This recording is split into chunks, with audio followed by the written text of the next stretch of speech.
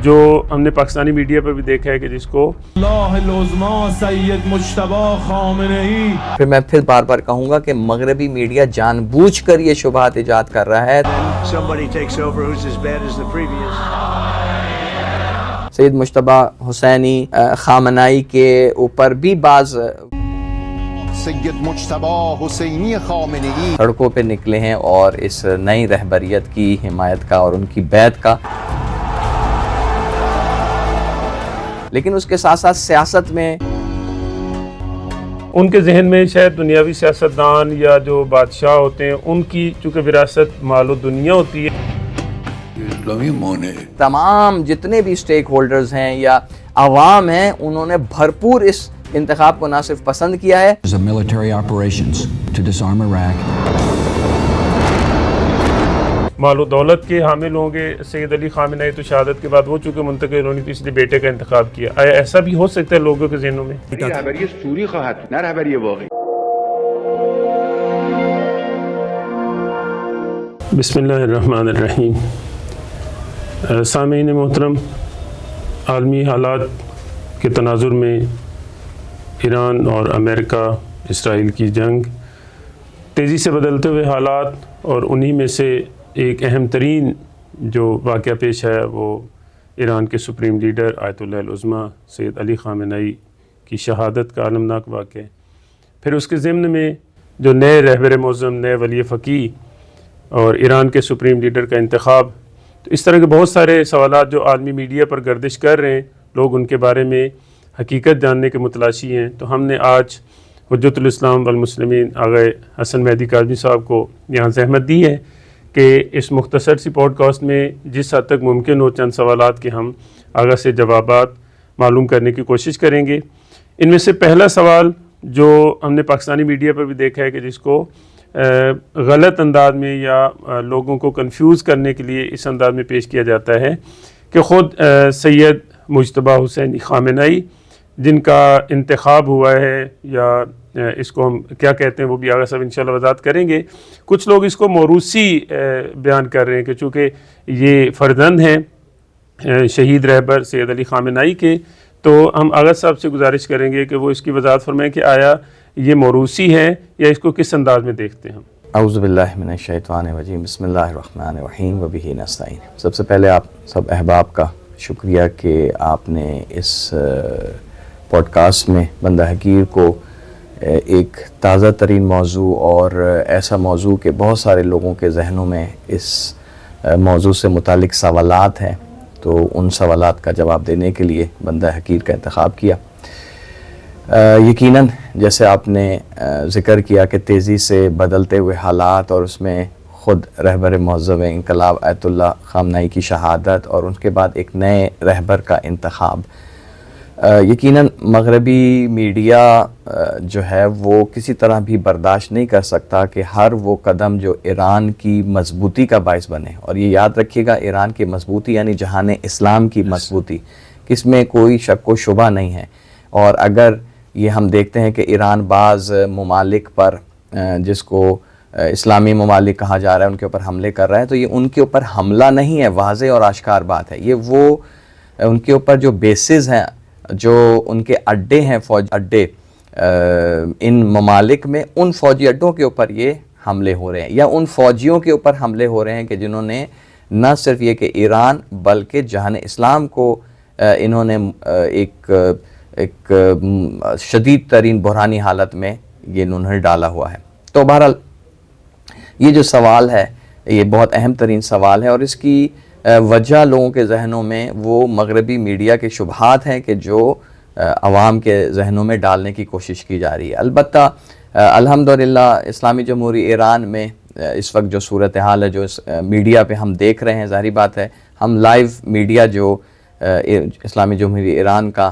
دیکھ رہے ہیں، تو اس میں اس قسم کے شبہات کی کوئی جگہ نہیں ہے، کیونکہ عوام نے ان کو فوری طور پر نہ صرف قبول کیا ہے بلکہ شدت کے ساتھ وہ میدان میں آئے ہیں، سڑکوں پہ نکلے ہیں اور اس نئی رہبریت کی حمایت کا اور ان کی بیعت کا اعلان کیا ہے۔ اب جو سوال یہ ہے کہ کیا یہ موروثی ہے، تو تو اس میں واضح طور پر اس بات کو سمجھ لینے کی ضرورت ہے کہ ایران میں قانون کی حاکمیت ہے، اور قانون کی حاکمیت کے سائے میں رہبریت کا انتخاب ہوتا ہے۔ الحمدللہ ایک مجلس خبرگان کے عنوان سے ایک جو ہے اسمبلی ہے، کہ اس اسمبلی میں جو ہے وہ ماہر ترین افراد بیٹھتے ہیں، اور یہ اسمبلی جو ہے یہ بیٹھ کر بہت سارے آپشنز میں سے جو بہترین آپشن ہوتی ہے اس کا انتخاب کرتی ہے۔ اس میں مقدمتاً ایک بات بھی کہتا چلوں کہ جب خود رہبر معظم انقلاب سے پوچھا گیا، کیونکہ جب رہبر معظم انقلاب آیت اللہ خامنائی کا انتخاب ہوا تھا تو اس وقت بھی مجلس خبرگان نے بیٹھ کر یہ بہت ہی اہم ترین فیصلہ اور بہت ساری شخصیات میں سے آپ کا انتخاب کیا تھا۔ البتہ اس وقت خود چند اشارے خود امام خمینی کی گفتگو میں اشارے پائے گئے تھے کہ جس میں انہوں نے صرف یہ اشارہ کیا تھا کہ اس بندے میں صلاحیت ہے، قابلیت ہے، تو وہ بھی ایک معیار بنا تھا ان کے انتخاب میں آیت اللہ خامنائی کے، اپنی دیگر خصوصیات کے ساتھ۔ اور وہ اگر امام خمینی نے اگر ان کے بارے میں یہ کہا تھا کہ یہ شخصیت رہبر بننے کی صلاحیت اور قابلیت رکھتی ہے، تو اس کی وجہ یہ تھی کہ انہوں نے ان صلاحیتوں کو دیکھا تھا۔ بہرحال تو اسی طرح ان رہبر معظم انقلاب آیت اللہ خامنائی سے یہ پوچھا گیا کہ بھئی آپ کوئی شخصیت جو ہے نومینیٹ کرتے ہیں یا کسی شخصیت کو جو ہے آپ اس کا نام لینا پسند کریں گے، تو انہوں نے سختی سے منع کر دیا۔ انہوں نے کہا کہ یہ آپ کا کام ہے کہ معیارات پر ایسے فرد کا انتخاب کیا جائے کہ جو ان تمام اور جامع ترین خصوصیات کا حامل ہو۔ اور بالخصوص انہوں نے کہا کہ اقتصادی حوالے سے، مالی حوالے سے بہت مضبوط شخصیت جس کو ایمان اور تقوی اور تزکیہ اتنا مضبوط ہو کہ اس میں ذرا سے بھی مالی حوالے سے کوئی جھول آپ کو دکھائی نہ دے، جو شرعی موازین ہے، شریعت نے مالیات حاصل کرنے کو، مالیات کو خرچ کرنے کے، اس کے اوپر وہ پورا اترتا ہو، اور یوں سمجھے کہ تزکیہ مالی، تقوی مالی پہ انتہا درجے کی وہ شخصیت ہو۔ تو وہ انہوں نے معیارات کے لیے اس مجلس خبرگان کو بٹھایا، اور مجلس خبرگان نے بیٹھ کے وہ معیارات ترتیب دیے کہ جن کی بنا پر یہ جو ہے ولی فقی اور رہبر کا جو ہے رہبر انقلاب کا انتخاب ہونا قرار پایا۔ تو یہ بات اسی طرح اب جب شہید اور جب رہبر معظم انقلاب آیت اللہ خامنائی کی شہادت واقع ہوئی تو آٹومیٹیکلی مجلس خبرگان، جس کی ذمہ داری تھی کہ اس نئے رہبر کا انتخاب کرے، تو انہوں نے مختلف جلسات جو ہے وہ منعقد کیے، اس میں مختلف شخصیات زیر بحث آئیں، اور اس میں سے جو اس معیار پر سب سے زیادہ اترتا تھا، ٹھیک ہے کہ آیت اللہ سید مجتبیٰ حسینی خامنائی فرزند ہیں رہبر کے آیت اللہ خامنائی کے، لیکن اگر وہ دیگر معیارات میں جو ہے وہ دیگر افراد سے بہترین ہیں، بہتر ہیں، تو پھر کیوں مجلس خبرگان ان کو اگنور کرے کہ کیونکہ وہ ان کے بیٹے ہیں؟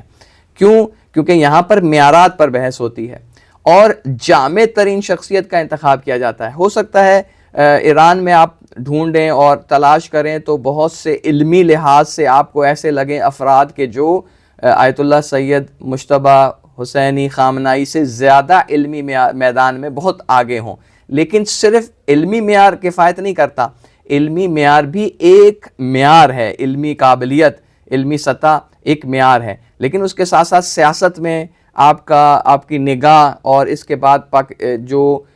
مدیریتی لحاظ سے، مینجمنٹ کے لحاظ سے آپ کے اندر قابلیت و صلاحیت ہو، اور پھر ایسا نام کہ جو معاشرہ بھی اس کو جلد قبول کر لے، یعنی یہ بھی ایک نقطہ ہے کہ یہ ایک پازیٹیو پوائنٹ ہے۔ دیگر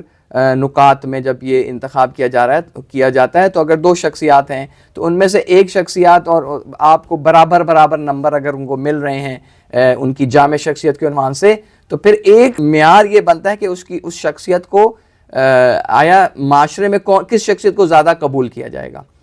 کہ باقی چیزوں میں سب برابر ہیں، یہ تو ایک امتیاز بن جائے گا۔ یا مثال کے طور پر اگر تمام جہتوں سے برابر ہے تو ایک سید اور غیر سید ہے، تو پھر سادات کا ہونا ایک معیار بن جائے گا کیونکہ اس کی قبولیت مقبولیت ایرانی معاشرے میں زیادہ ہے. لیکن اس کا یہ مطلب نہیں ہے کہ حتماً سید ہو یا حتماً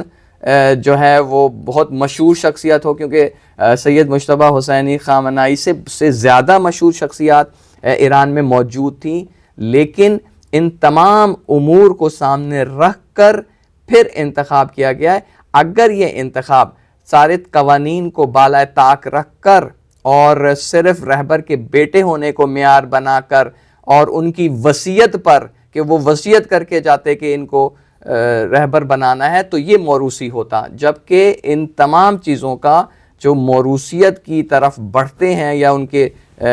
موروثیت قرار دیتے ہیں اس انتخاب کو, اس میں سے ایک نقطہ بھی یہاں پر پایا نہیں جاتا. اور اگر یہ لوگوں کے ذہن میں یہ شبہات ایجاد کیے جا رہے ہیں تو وجہ یہ کہ مغربی میڈیا کسی طرح برداشت نہیں کر پا رہا ہے کہ اتنی بہترین شخصیت اور اتنی جلدی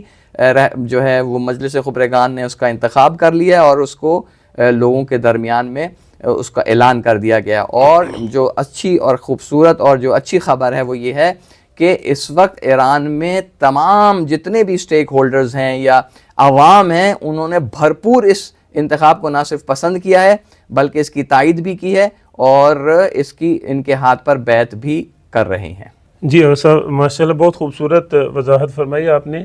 آیا ہم کہہ سکتے ہیں کہ یہ جو اس طرح کے شکوک و شبہات پیدا کر رہے ہیں موروثیت والے, ان کے ذہن میں شاید دنیاوی سیاستدان یا جو بادشاہ ہوتے ہیں ان کی چونکہ وراثت مال دنیا ہوتی ہے تو شاید اسی طرح کا اشتباہ کر رہے ہیں. جبکہ ہم میڈیا سے یہ دیکھ رہے ہیں کہ رہبر معظم سید علی خامنہئی کے 4 بیٹے ہیں, ان میں سے کسی ایک بیٹے کا بھی اپنا ذاتی گھر ابھی تک جو آن دا ریکارڈ بات ہو رہی ہے نہیں ہے. تو یہ بھی ایک ہو سکتا ہے لوگوں کے ذہنوں میں بھی شاید چونکہ بہت زیادہ مال و دولت کے حامل ہوں گے سید علی خامنہئی, تو شہادت کے بعد وہ چونکہ منتقل ہونی تو اس لیے بیٹے کا انتخاب کیا. آیا ایسا بھی ہو سکتا ہے لوگوں کے ذہنوں میں؟ جی ہو سکتا ہے, کیونکہ دنیاوی لحاظ سے یہ چیزیں کامن ہیں اور یہ سمجھی جاتی ہیں. اور افسوس کے ساتھ ہمارے پاکستان میں بھی اور دیگر جگہوں میں بھی, اب آپ پاکستانی سیاست میں دیکھ لیں کہ وہ بھٹو خاندان آ رہا ہے, اب وہ جو بیٹا ہے وہ زرداری ہے لیکن ساتھ میں زبردستی اس کے ساتھ بھٹو کا عنوان لگا دیا گیا, ٹھیک ہے جی. اور اسی طرح جو ہے وہ شریف فیملی ہے تو وہ حتماً آگے جو ہے اس کی بیٹی کو جو ہے باقی صلاحیت ہو نہ ہو, قابلیت ہو نہ ہو, بس اس کو آگے پروموٹ کیا جا رہا ہے. تو یہ کیونکہ یہ بہت زیادہ عام ہے معاشرے میں تو اس لیے لوگوں کے ذہنوں میں یہ تصور بھی پیدا ہوتا ہے. لیکن اسلامی جمہوریہ ایران میں بالخصوص جو یہ نظام ولایت فقیہ ہے یہ اس سے کہیں زیادہ مضبوط نظام ہے اور اسلام کے جو قوانین ہیں اس کے مطابق جو ہے یہ اس نظام ہے, اور یہ ایسا نظام ہے کہ جس میں حقیقی معنوں میں اسلام کی حاکمیت ہے. تو یہاں پر جو ہے اس کسی قسم کا جھول موجود نہیں ہے اس انتخاب میں, پورے کے پورے معیارات پر یہ انتخاب ہے. اور جیسے آپ نے کہا اگر مثلا یہ موروثی ہوتا تو سب سے پہلے ان کے سب سے بڑے بیٹے کو انتخاب کیا جانا تھا, تو دوسرے نمبر کے بیٹے کو انتخاب کیا جانا اس کی وہ جو صلاحیتیں اور قابلیتیں ہیں کہ جن کی بنا پر, اور یہ کمپٹیشن ہوا, ایسا نہیں ہے کہ ان کا انتخاب جو ہے کیونکہ وہ بیٹے تھے انتخاب ہو گیا, بلکہ بڑی بڑی شخصیات تھی, بڑے بڑے نام تھے اور ان ناموں میں پھر ان کے انتخاب ہونا. اس کا مطلب ہے کہ ابھی ان کی بہت ساری ایسی صلاحیتیں ہیں کہ جو ابھی معاشرے کو علم نہیں ہے, لیکن کیونکہ مجلس خبرگان کا کام یہ ہے کہ اس معاشرے میں سے ایسے افراد کو ڈھونڈنا, تلاش کر کے ان کے نام کو اس کو پیش کرنا, اس لیے میں سمجھتا ہوں کہ یہ بہت ہی اسٹرانگ شخصیت ہے جن کا انتخاب ہوا ہے, اور سب مومنین کو اطمینان میں رہنا چاہیے. اور جو اس قسم کا پروپیگنڈا کر رہے ہیں ان کے اس پروپیگنڈے کا نہ صرف شکار نہیں ہونا انہوں نے بلکہ ان کو وضاحت بھی کرنی ہے. آپ نے اپنی گفتگو کے دوران ریپیٹڈلی مجلس خبرگان کا لفظ استعمال کیا ہے, تو ظاہراً جو لگتا ہے کہ ایک بڑی حد تک عوام جو ہے وہ اس اصطلاح سے تو شاید آشنا ہو کہ یہ انقلاب اسلامی میں یہ کافی تکرار کے ساتھ ذکر ہوتی ہے, لیکن اس کا تعارف نہ ہو کہ ان کے جو ممبرز ہوتے ہیں ان کی سطح کیا ہوتی ہے, ان کی کون سی خصوصیات ہیں جن کو سامنے رکھا جاتا ہے کہ جب مجلس خبرگان کا وہ ممبر بنتے ہیں, یا کلی طور پہ ہم اس کو کس طرح کی اسمبلی کہہ سکتے ہیں. بہت خوب. یقیناً یہ بات بھی بہت اہم ہے کہ خود مجلس خبرگان جس نے اس رہبریت کا تازہ رہبریت کا انتخاب کیا ہے, اس کی شناخت اور پہچان بھی بہت سارے لوگوں کو نہیں ہے, اور شناخت نہ ہونے کی وجہ سے بھی یہ شکوک و شبہات ان کے ذہنوں میں اٹھ رہی ہیں. اور پھر میں بار بار کہوں گا کہ مغربی میڈیا جان بوجھ کر یہ شبہات ایجاد کر رہا ہے تاکہ رہبریت کو ناکام کیا جائے, کمزور کیا جائے, کیونکہ اس وقت پوری دنیا دیکھ رہی ہے کہ اگر کوئی نظام جو باطل اور استعمار اور استکبار کے مقابلے میں ظالم ترین وحشی ترین نظام ہے, کہ جس کے نزدیک انسانیت کی کوئی قدر و قیمت نہیں ہے, وہ جو ہے وحشی ترین نظام, اس کے مقابلے میں اگر کوئی ڈٹا ہوا ہے تو وہ نظام ولایت فقیہ ہے. اور نظام ولایت فقیہ ایک ایسی شخصیت کو, جس کو ولی فقیہ کہتا ہے, ایسی شخصیت کو متعارف کراتا ہے کہ جو اپنے زمانے کا شجاع ترین, متقی ترین, بصیرت ترین انسان ہوتا ہے. تو یہ اس سے خوف کھا رہے ہیں, تو اس لیے چاہتے ہیں کہ ایسے شبہات ایجاد کیے گئے جس سے لوگ جو ہیں اس رہبریت کو اور اس نظام کو جو ہے وہ اس کے خلاف کوئی بات کریں اور اس کی کمزوری کا باعث بنے. تو اس میں جیسے آپ نے ذکر کیا مجلس خبرگان, یہ بہت ضروری ہے. اس کا تاریخچہ انشاءاللہ خود لوگ تلاش کریں گے. میں ایک مختصراً اس کا تاریخچہ یوں بیان کروں گا کہ 1982 میں اس اسمبلی کا جو ہے وہ کیا گیا, انتخابات ہوئے, اور پہلی مرتبہ 83 افراد جو ہے 1983 میں انہوں نے 15 اگست, جو مجھے تاریخ یاد ہے, 15 اگست 1983 میں انہوں نے پہلا اجلاس منعقد کیا. یہ مجلس خبرگان کیا ہے؟ اس کو معاشرے میں مختلف علاقوں میں ایران کے جو مجتہدین ہوتے ہیں, جنہوں نے اجتہاد کے درجے پر فائز ہوتے ہیں, نہ صرف یہ کہ مجتہد ہوتے ہیں تقویٰ کے میدان میں اور دیگر امور میں,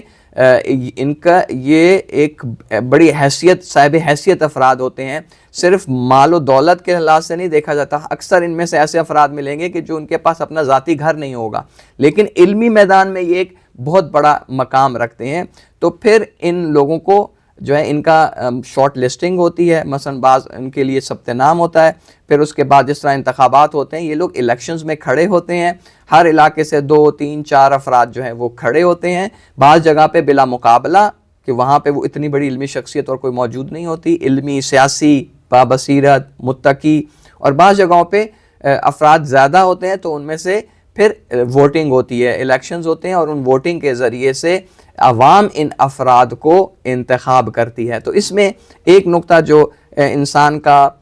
جو شخصیات ہے جن کا انتخاب ہوتا ہے, ان کی نیک نامی بھی ہوتی ہے, ورنہ ان کو انتخاب نہ کیا جائے. وہ نیک نام ہوتے ہیں, معاشرے میں ان کا کردار ہوتا ہے, معاشرہ ان کو جانتا ہوتا ہے, وہ اپنے علاقے میں خدمات دے رہے ہوتے ہیں. وہ نہ صرف عالم ہوتے ہیں, مجتہد ہوتے ہیں, بلکہ پریکٹیکل اور سیاسی اور عملی میدان میں بھی ان کا رول ہوتا ہے. تو جب ان افراد کو, جو اہل خبرہ ہوتے ہیں, جو جانتے ہوتے ہیں کہ اس وقت ایران کے کیا حالات ہیں, کیا مشکلات ہیں, اور ایران میں آئندہ اس کے مستقبل کے حوالے سے فکر مند ہوتے ہیں, تو یہ اپنی ذمہ داری سمجھ کر جب یہ آتے ہیں, تو اس ذمہ داری کو سمجھتے ہوئے اس رہبریت کا انتخاب کرتے ہیں. تو یہ خود بھی ایک بڑی سطح کے اہل خبرہ اور ماہر ہوتے ہیں, اپنے اپنے شعبوں کے ماہر ہوتے ہیں, علم میں, تقویٰ میں, بصیرت میں اپنا ثانی نہیں رکھ رہے ہوتے. اور اس کے بعد جب یہ سب مل کے ماہرین اور اہل خبرہ لوگ جب یہ انتخاب کریں گے, تو یقیناً وہ بہت ہی خوبصورت ہوگا. اور پھر جو ہے قرآن کی آیت بھی ہے کہ جو اجتماعی فیصلے ہوتے ہیں تو خدا کا ہاتھ بھی اس کے اوپر ہوتا ہے, تو پھر خدا کی مدد اور کمک بھی ان کے ساتھ شامل حال ہو جاتی ہے. تو یہ خود اپنی سطح پر ایک علمی شخصیات ہوتے ہیں, سیاسی شخصیات ہوتے ہیں, بڑی قدآور شخصیات ہوتی ہیں, نیک نام شخصیات ہوتے ہیں, اور پھر ان کی اسکروٹنی بھی ہوتی ہے. ایسا نہیں ہے کہ ہر کوئی اگر اس کے انتخابات کے لیے اپنے کاغذات نامزدگی جمع کروا دے تو اس کو قبول کر لیا جاتا ہے. نہیں, اس کے پورے مالی معاملات کو دیکھا جاتا ہے, اس کے ماضی کو دیکھا جاتا ہے, اور اس کی فکر, افکار, سوچ اور اس کی جو کارکردگی ہے, ان تمام چیزوں کو دیکھنے کے بعد ان کو شارٹ لسٹ کیا جاتا ہے, اور پھر ان کا انتخاب ہوتا ہے. پھر وہ اسمبلیوں میں بیٹھتے ہیں, اور 3 بنیادی کام ان کے بنیادی اور اصلی ترین کام ہیں مجلس خبرگان کے. ایک رہبریت کا انتخاب ہے, دوسرا اس رہبریت کی جو ہے تمام عرصے میں نظارت ہے. یعنی اگر یہ رہبر کا انتخاب ہو جاتا ہے تو اس کا مطلب نہیں کہ یہ دائم العمر ہے, بلکہ جب بھی اس کی نظارت کرتے ہیں. یہ مجلس خبرگان اتنا قوی ادارہ ہے کہ رہبریت کی یہ تمام امور کی نظارت کر رہے ہوتے ہیں. اور ان کا تیسرا کام یہ ہوتا ہے کہ اگر یہ رہبر ان معیارات پر, جن معیارات پر اس کا انتخاب ہوا تھا, اگر کسی ایک معیار میں یا بعض معیارات پر وہ پورا نہیں اتر رہا یا جو بنائے گئے ہیں قوانین ان قوانین کے خلاف عمل کر رہا ہے تو فوری طور پر اس قدر طاقتور ہے کہ ان کو معزول کر دیتی ہے، اور معزول کرنے کی بھی اس کے اندر قابلیت اور صلاحیت ہے۔ اس میں کوئی شک نہیں ہے کہ رہبر معظم انقلاب جو ہے وہ جس کا بھی انتخاب ہوتا ہے اس عنوان سے، ولی فقیہ کے عنوان سے انتخاب ہوتا ہے کہ اس کے پاس بہت وسیع اختیارات ہوتے ہیں، لیکن یہ بات ذہن میں رہے کہ یہ تمام وسیع اختیارات قانون کے دائرے میں ہوتے ہیں۔ ان وسیع اختیارات کے خلاف وہ عمل انجام نہیں دے سکتا، یعنی ان قانون کے سائے میں رہتے ہوئے اپنے ان وسیع اختیارات کو استعمال کر سکتا ہے۔ لیکن ہم نے جو گزشتہ آیت اللہ علی خامنائی کے دور میں دیکھا کہ انہوں نے کبھی بھی اپنے ان وسیع اختیارات کو استعمال نہیں کیا، بلکہ ہمیشہ پدرانہ ایک والد، جیسے ایک قوم کا والد ہوتا ہے، ایک ملت کا والد ہوتا ہے، امت کا باپ ہوتا ہے، اس طریقے سے ان کو گائیڈ لائنز دیں، ان کو نصیحتیں کیں اور لوگوں کو باشعور کیا کہ لوگوں کے ذریعے سے یہ تمام جو ایران پر آنے والی مشکلات ہیں ان کا حل جو ہے وہ پیش کیا جائے اور وہ حل نکالا جائے۔ اور اس طرح انہوں نے اپنی جو ماہرانہ اور شفیقانہ جو مشورے تھے اور تجاویز تھی اور رہنمائی تھی اس کے ذریعے سے ایران کو اس سطح تک پہنچا دیا۔ جیسے آپ نے اپنی گفتگو میں چاہے مجلس خبرگان کے افراد ہوں یا خود رہبر شہید سید علی خامنئی کی شخصیت، آپ نے کہا کہ یہ صاحبان علم ہوتے ہیں، صاحبان تقوی ہوتے ہیں، صاحبان بصیرت ہوتے ہیں، اور بصیرت بھی نہ صرف دینی بصیرت بلکہ جامع، یعنی جس میں سیاست، معاشرہ اور دین سب چیزیں شامل ہیں۔ تو ان خصوصیات کے اگر تناظر میں ہم موجودہ رہبر معظم جو نو منتخب ہیں سید مجتبیٰ خامنئی، ان کی شخصیت کو کس طرح دیکھ سکتے ہیں؟ ماشاءاللہ جی، بہت ہی خوبصورت سوال ہے کہ ان کی شخصیت کے بارے میں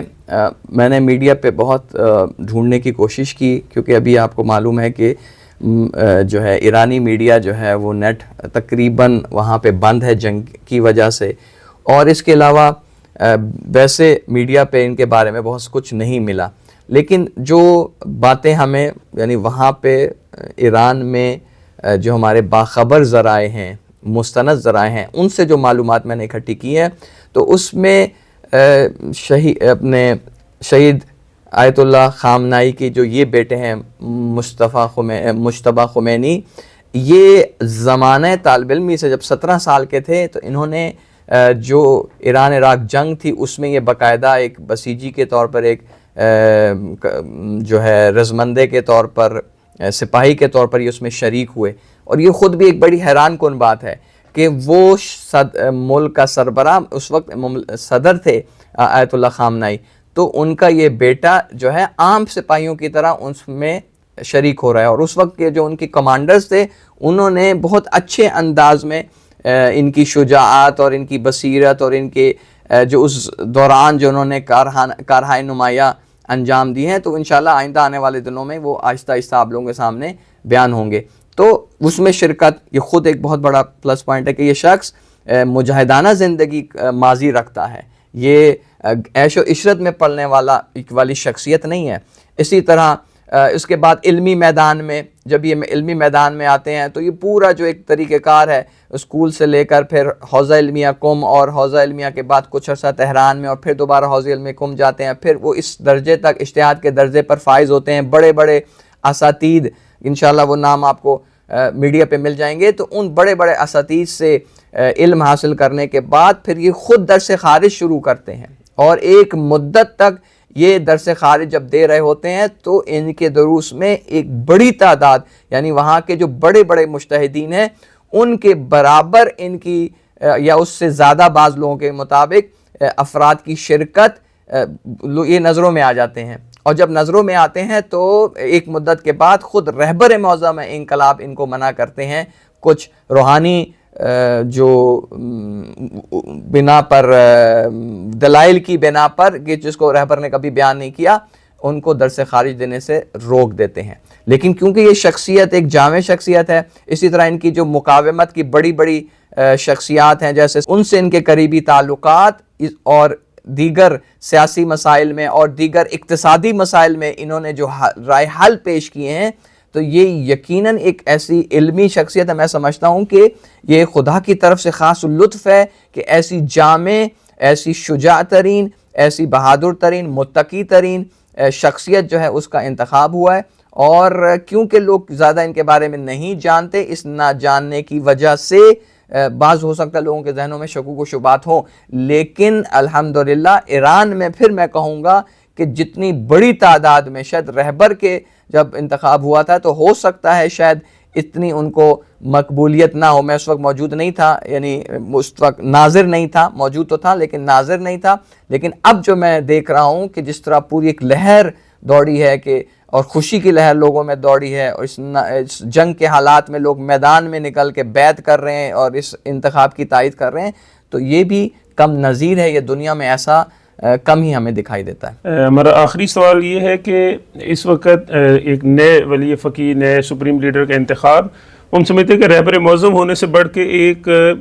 شہادت جو کہ ان کے خبیث اور ملعون دشمن نے اعلان بھی کر رکھا ہے کہ جو بھی نئے سپریم لیڈر کا اناؤنسمنٹ ہوتی ہے تو ہم انہیں شہید کر دیں گے،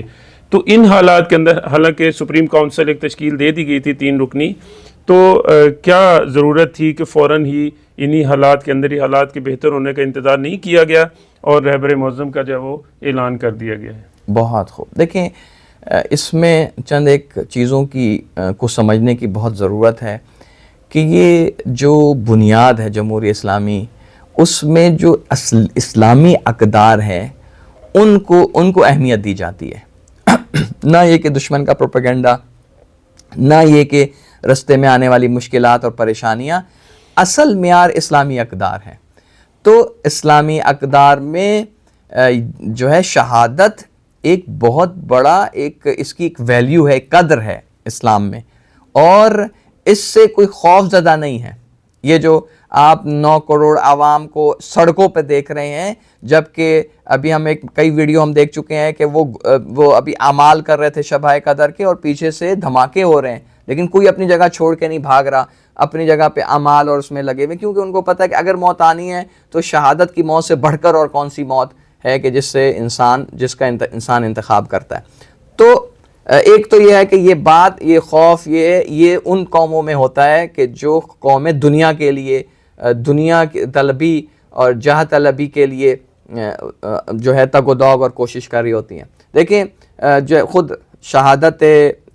جو ہے ہمارے رہبر انقلاب سید آیت اللہ خامنائی، علی خامنائی، تو ان کی جو شہادت تھی، تو دنیا میں کیا ہوتا ہے کہ جب انسان طاقت میں ہوتا ہے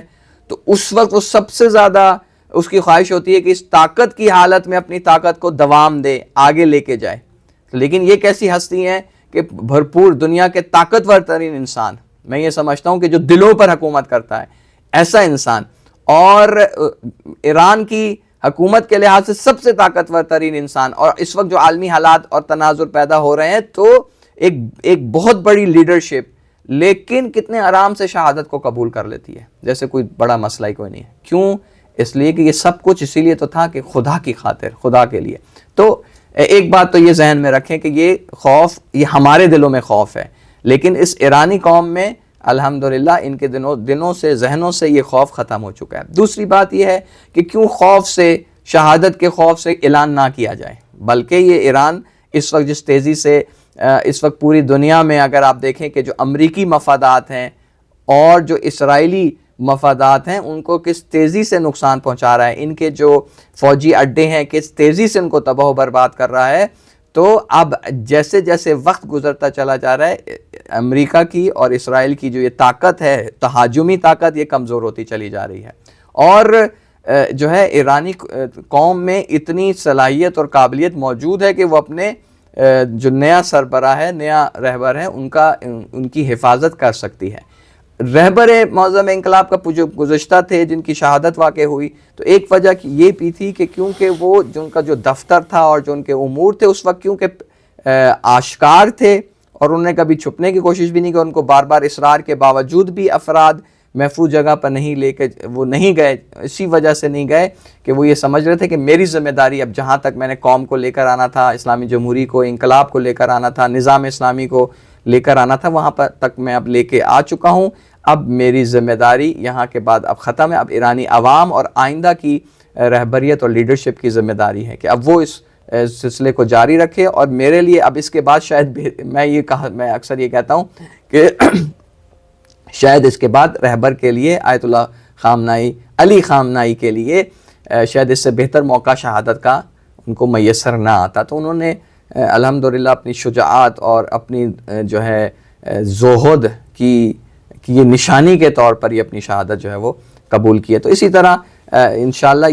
یہ محفوظ رہیں گے، کیونکہ نظریہ یہ ہے کہ موت کا وقت ایک مقرر ہے. اس موت اس سے پہلے بھی آیت اللہ خامنائی پر کتنے ان کو شہید کرنے کے، آپ کو پتہ ہے کہ ان کو شروع ایام انقلاب میں بم پھٹا اور ان کا ہاتھ مجروح ہوا، اس کے باوجود بھی یہ زندہ بچ گئے. اور اس طرح مختلف سید مجتبیٰ حسینی خامنائی کے اوپر بھی بعض طریقوں سے ان کو نقصان پہنچانے کی اور ان کو شہید کرنے کی کوشش کی گئی. خود یہ جب 8 سالہ جنگ ہے ایران عراق کی، تو اس میں ان کا بطور مجاہد جاننا اور اس میں جنگ میں شریک ہونا، تو یہ خود اس بات کی علامت ہے کہ جس شخصیت کی خدا حفاظت کرنا چاہے تو دنیا کی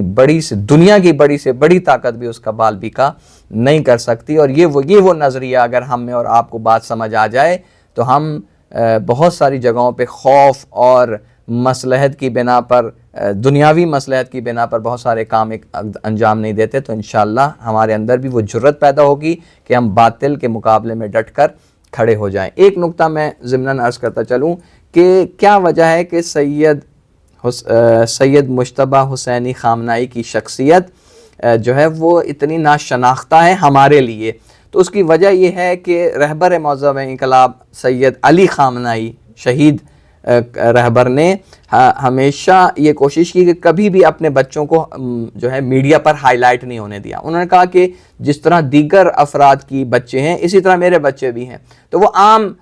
جو ہے اپنے ہی بل بوتے پر اگر ان کے اندر قابلیت و صلاحیت ہے تو لوگ ان کو پہچانیں، نہ اس عنوان سے کہ میرے بیٹے ہیں. تو جس طرح ہزاروں وہاں پہ مجتہدین ہیں، ہزاروں علماء ہیں جو اپنی اپنی فعالیت انجام دے رہے ہیں، تو ان میں سے ایک یہ بھی تھے، عام لوگوں کی طرح یہ زندگی گزار رہے تھے. ان کو کوئی امتیاز نہیں تھا، ان کو کوئی سرکاری پروٹوکول نہیں تھا، ان کو ایسا نہیں تھا کہ ان کو کوئی سرکاری گھر ملے ہوں یا کیا ہوں. انہوں نے اپنے، حتیٰ کہ میں نے بہت سارے ایسے واقعات سنے ہیں کہ جب یہ بچے کسی وجہ سے رہبر کے ساتھ ہوتے تھے، ان سے ملاقات کے لیے کھانے کا ٹائم ہو گیا اور ایک جو ہے محفل ہے، سرکاری محفل ہے، تو یہ اپنے بچوں کو اٹھا کے گھر بھیج دیتے تھے کہ بھئی آپ کو یہاں پر سرکاری کھانے کی اجازت نہیں ہے. تو اس قدر احتیاط کے ساتھ انہوں نے اپنے بچوں کی پرورش کی ہے. تو اس لیے بعض ہمارے باہر کے معاشرے میں ان کی شخصیت اس لیے شناختہ شدہ نہیں ہے کہ خود رہبر نے بھی کبھی جو ہے نہیں چاہا کہ ان کو آگے لایا جائے، اور ان کی ہمیشہ سے خواہش ہوئی کہ یہ عام انسانوں کی طرح جس طرح دیگر افراد زندگی گزاریں یہ بھی اسی طرح زندگی گزارے. یہ اور بات ہے کہ اللہ تعالیٰ نے بالآخر نسل در نسل، قرآن میں ہم نے دیکھا کہ قرآن میں ہے کہ نسل در نسل جو ہے یہ اس کا انتقال ہونا، نبوت کا انتقال ہونا، یہ خدا کی طرف سے یہ ایک امر ہے. اسی طرح نسل در نسل امامت کا منتقل ہونا یہ ایک الہی امر ہے. تو اسی طرح اس نسل اور اس کہنا چاہیے کہ نسب کے جو اثرات ہیں وہ بالآخر جب رہبر معظم انقلاب اتنی بڑی شخصیت ہیں تو ان کی اگر اولاد میں وہ خصوصیات منتقل ہوئی ہیں تو یہ ان کی اپنی ذاتی محنت اور کوشش ہے کہ جنہوں نے اس کو جس سے انہوں نے عیاشی اور عیش پرستی میں زندگی گزارنے کے بجائے جو ہے سادہ زندگی گزاری اور لوگوں کی خدمت میں زندگی گزاری، مجاہدانہ زندگی گزاری، کہ آج پورے ایران کی نظریں ان کے اوپر ہیں. اور پھر اللہ نے بھی مدد کی کہ ان کا اس طرح ایک بہترین شخصیت کا جو ہے انتخاب ہو. تو میں آپ سب احباب کو یہ خوشخبری بھی دینا چاہتا ہوں اور اس امید دلانا چاہتا ہوں کہ آپ بالکل بے فکر ہو جائیں، مطمئن ہو جائیں اور خدا کا شکر ادا کریں کہ اللہ تعالیٰ نے مکتب اہل بیت میں ایسی شخصیات رکھی ہیں. ان بہترین شخصیات میں سے آج جو یہ انتخاب ہوا ہے یہ ایک بہترین انتخاب ہے، اور انشاءاللہ ہم دیکھیں گے کہ انہی کی سرپرستی میں ہم اسرائیل کو بھی نابود ہوتا ہوا دیکھیں گے، اور اسی طرح اسرائیل کو، امریکہ کو شکست کھاتا ہوا بھی دیکھیں گے. اور ایک نیا ورلڈ آرڈر، ایک نیا جو شفٹ آف پاور ہے مغرب سے مشرق کی طرف، اس کو ہم اپنی آنکھوں سے وقوع پذیر ہوتا ہوا دیکھیں گے؟ یہ جو پلیٹ فارم اوور گول کے نام سے فراہم ہوا، اس میں ہم امید کرتے ہیں کہ آغا صاحب کی جو فراہم کردہ معلومات ہیں اس سے عوام کو اپنی رائے کو